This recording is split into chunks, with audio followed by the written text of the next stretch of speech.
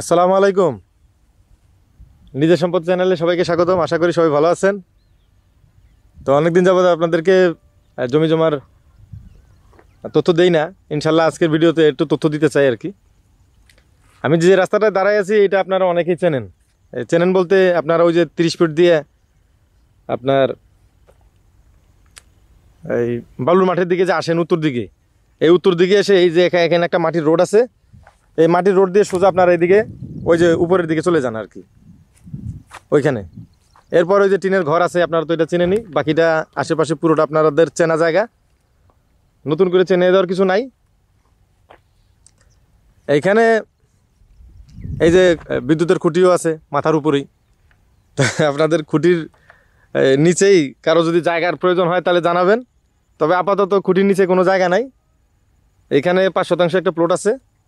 এই প্লটটা আপনারা চেনেন। এই যে মাটির রাস্তা দিয়ে যখন আসেন তখন এই যে উত্তর দিকে যখন যান, এই হাতের ডাইনে বা পূর্ব দিকেই আপনাদের এই প্লটটা চোখে পড়ে আর কি। আর সংক্ষেপে আরেকটু দেখাইলে আপনারা চিনতে পারবেন। এই যে এইখানে যে আপনারা যেটাকে খাল মনে করেন, এই খালের পাশে এই যে আরসিসি পিলার দিয়ে বাউন্ডারি করা যে জায়গাটা আছে, এই জায়গা থেকে সামান্য একটু পশ্চিম দিকে এখানে 5% জায়গা আছে। ভবিষ্যতে যে 30 ফুট রাস্তা যাবে এই প্লটের খুব কাছাকাছি দিয়ে যাবে।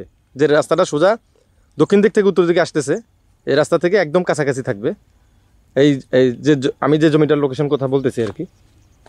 তো আপনাদের যাদের টার্গেট আছে এখানে কাউন দিয়ে এখনও জমি জমা কেনার, পানি শুকিয়ে গেছে, এখন আসলে পাখির কিচিমিচি শুনতে পাবেন, হেঁটে মজা পাবেন আর কি। কাদা কমে গেছে, কাদা শুকিয়ে গেছে, এরকম জায়গায় যাদের ভালো লোকেশনে 30 ফিটের কাছে প্রস্তাবিত 60 ফিট যে রোড আছে সেখান থেকে এটা মাত্র আপনার ধরুন যে সর্বোচ্চ 150 গজ হবে।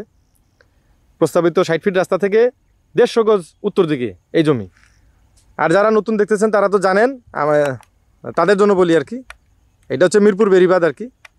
তো মিরপুর বেরিবাঁধ থেকে উত্তর দিকে আপনার আশুলিয়ার দিকে যায়, কিংবা আপনার উত্তরের দিকে যায় এই দিয়াবাড়ির দিকে, বিরুলিয়ার দিকে, আর ডান দিকে মিরপুর এবং গাবতলির দিকে যায়।